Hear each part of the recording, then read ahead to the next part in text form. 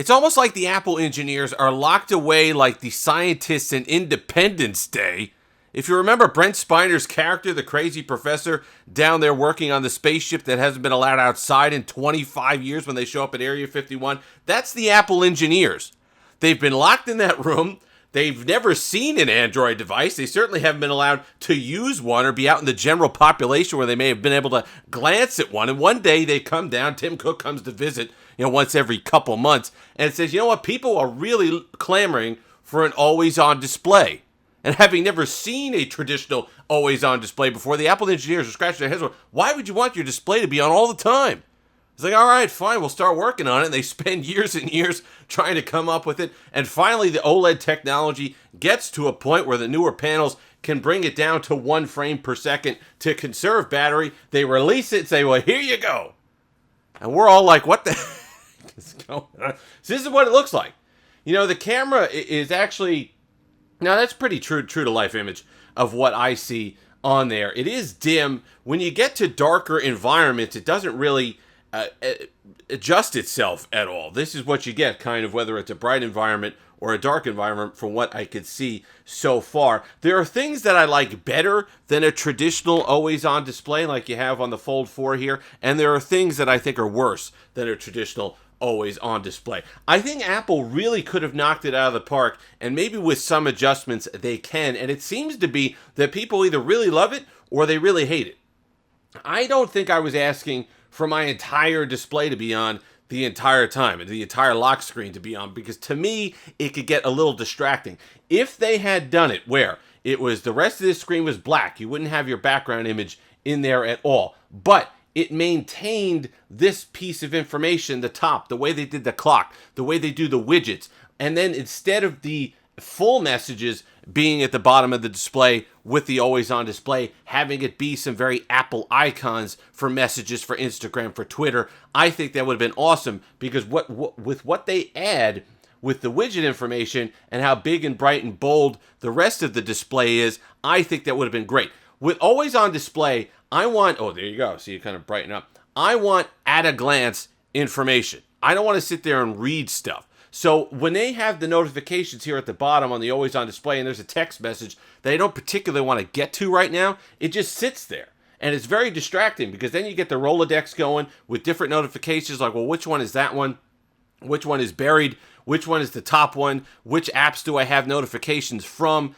That's what I want. I want it nice and clean. I know just at a glance I have a Reddit, a voicemail, a YouTube, and an email. I have no idea what I have at any given time with the Apple version of the always-on display. But with that said, I do like the fact that they've put this part at the top here where they do have the widgets, where I could get stock information, I could get the battery life information, I could get weather information, and other things that they might add in the future widget-wise, and perhaps they expand it, let you put some widgets down here and get some information down here as well. So there are things that I do like about it, because I can get more at-a-glance information from the Apple always-on display for certain things they have widgets for, than I can just the stock Android always-on display. So that's where I am at it right now.